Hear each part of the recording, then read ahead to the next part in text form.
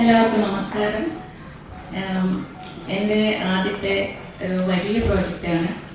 അപ്പോൾ ആക്ടിങ് എന്ന് പറയുന്നൊരു മേഖലയിൽ ഞാൻ ഇതുവരെ അങ്ങനെ അധികം ശ്രദ്ധിച്ചിട്ടില്ല.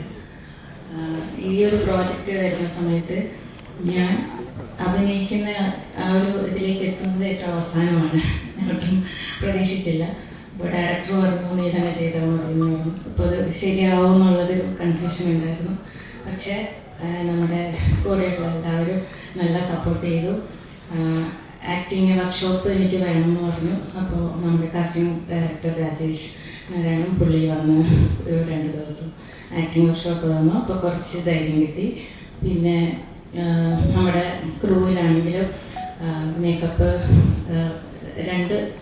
ഒന്ന് ഗോവയിൽ ഒരു മോഡേൺ അതായത് ബിക്കിനിയും അങ്ങനത്തെ ഔട്ട്ഫിറ്റ്സ് ആയിരുന്നു. അപ്പം അതിൻ്റെ മേക്കപ്പ് അതെനിക്ക് ആ ഒരു ഗോവയിലൊക്കെ നമ്മൾ ഇടയ്ക്ക് പോകാറുണ്ട്. അപ്പോൾ ആ ഒരു ഡ്രസ്സും അവിടുത്തെ ഇതൊക്കെ എനിക്ക് കുറച്ച് ഈസി ആയിരുന്നു.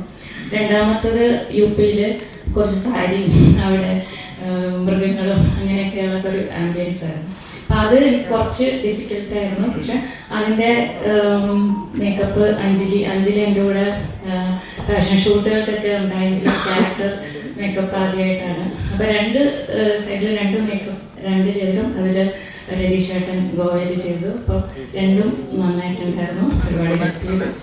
പിന്നെ കൊറിയോഗ്രാഫി അത് അയ്യപ്പദാസ് മാസ്റ്റർ നന്നായിട്ട് ഹെൽപ്പ് ചെയ്തു.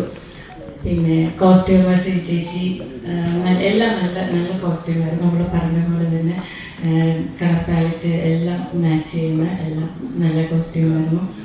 പിന്നെ എല്ലാ ക്രൂവിലുള്ള എല്ലാവരും വളരെ